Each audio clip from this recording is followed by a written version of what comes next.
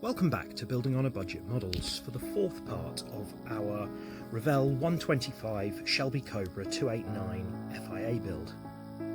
Previously I had painted these areas in semi-gloss black, though some of it looks a bit more matte. I was test fitting the seats to see what area would be needed to be carpeted.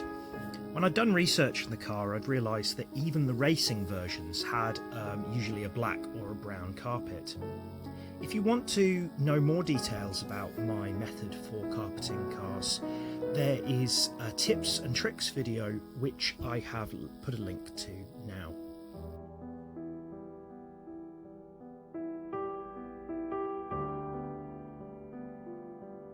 Carpeting the armrest was going to be a little harder, not only because of the shape, but also because there was a recess for the gear stick. I made sure to mark this out so that I made a hole in the correct position.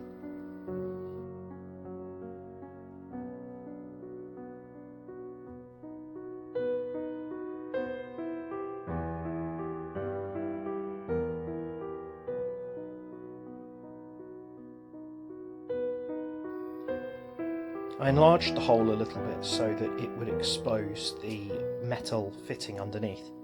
I used the plumber's aluminium tape to give the gear stick recess a chrome finish, and you could easily poke through it using a toothpick.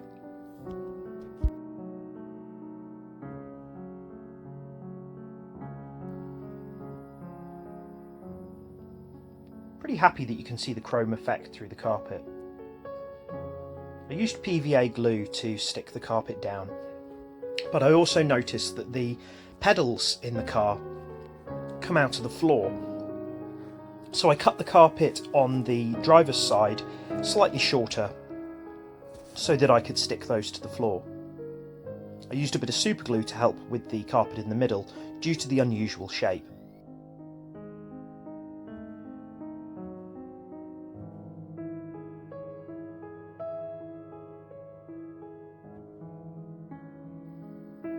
I test fitted the seats and was happy with where they were. The outside of this tub needed to be in aluminium silver because you will see it through the floor of the car. Again, with the pedals, gear stick and handbrake, you're given the choice of whether to use the chrome or dechromed parts. I used the dechromed pedals but the chrome gear stick and handbrake and added the right colours.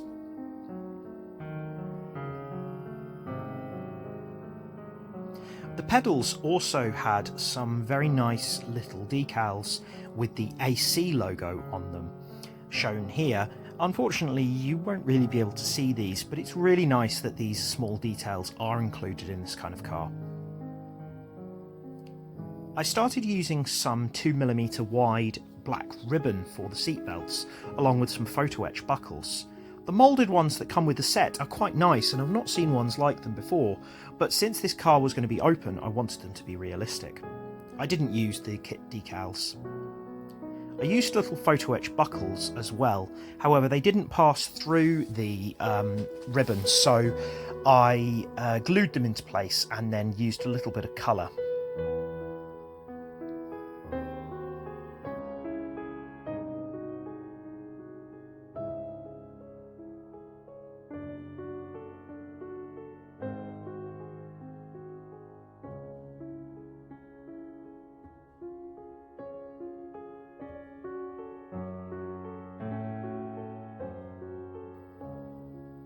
I tried applying the branding decals to the ribbons using Microset and Microsol. However, I discovered the following day that this hadn't glued them on. Decals aren't intended to be on places like this.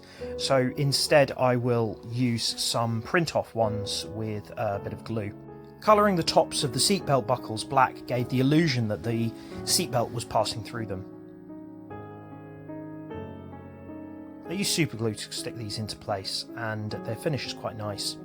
You may have noticed that the passenger seat belt is just a lap belt, which was the tradition for Cobra cars like this on the racing circuit. There were many decals for the instrument displays, and they're printed really nicely. I used a bit of Microset and Microsol to get them into place.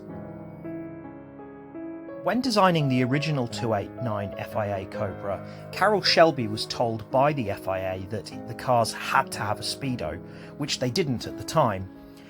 He positioned it right off to the right, away from the driver, because he didn't see the point of having a Speedo, considering the tachometer, the rev counter, to be much more useful. The dials here are in the position from the 289 Sport, as shown here in right-hand drive. A little bit of microsol let these set in very nicely, and you can see the chrome surround is highlighted quite well. I let these to set for a while before I did any more to them. Positioning of these wiring panels in the instruction manual is not very clearly described. It needs to go here, which creates a little gap in between it and the rear panel. I used some black Sharpie to highlight the wires as carefully as I could. Where I did do a little bit of colour in the wrong place, I just went back over with my aluminium paint, and I was quite pleased with how it turned out.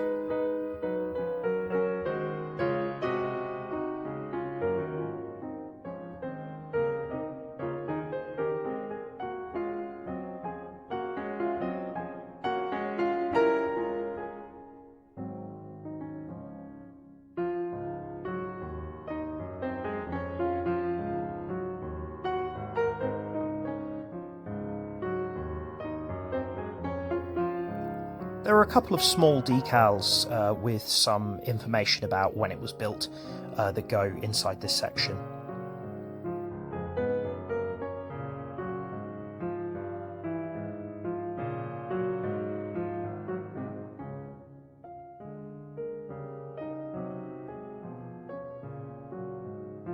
These have some nice guidelines to show you exactly where they need to go.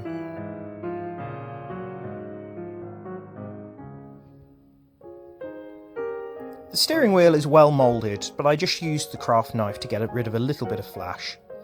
I did the inside in Revell Silver and the outside in Revell Semi-Gloss Brown.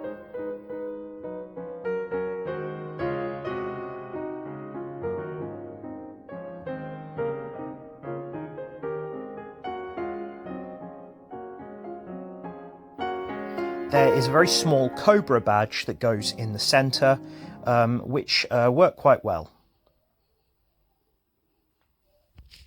I used a little bit more silver paint with the toothpick just to pick out some of the buttons on the dashboard.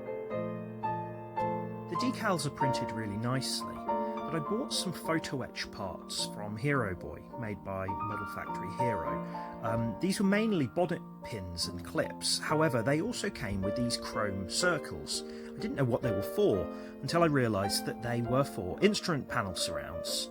So I compared these to the instrument panels on the dashboard, worked out that I didn't have the right amount of the right size, but some of them I think would really highlight some of the features on the dashboard. I used little dabs of super glue and then had to very carefully pick them up using my tweezers to get them into position. Remarkably, I managed to do this without losing a single one, which I think is a record-breaking achievement for me when it comes to photo etch parts.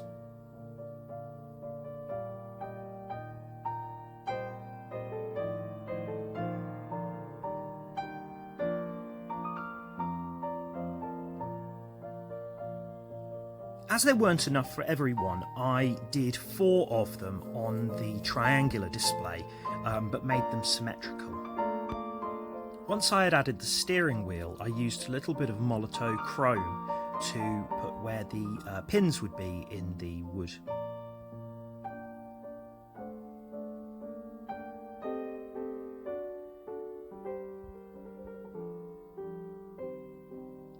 For some reason, the dash with the steering wheel column just does not fit. There is no place for it to go, and therefore I reasoned that the only thing to do would be to snip off the end of it.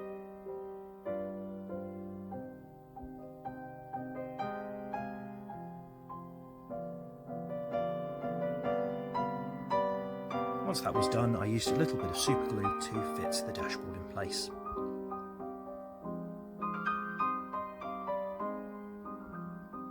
And here is the finished interior.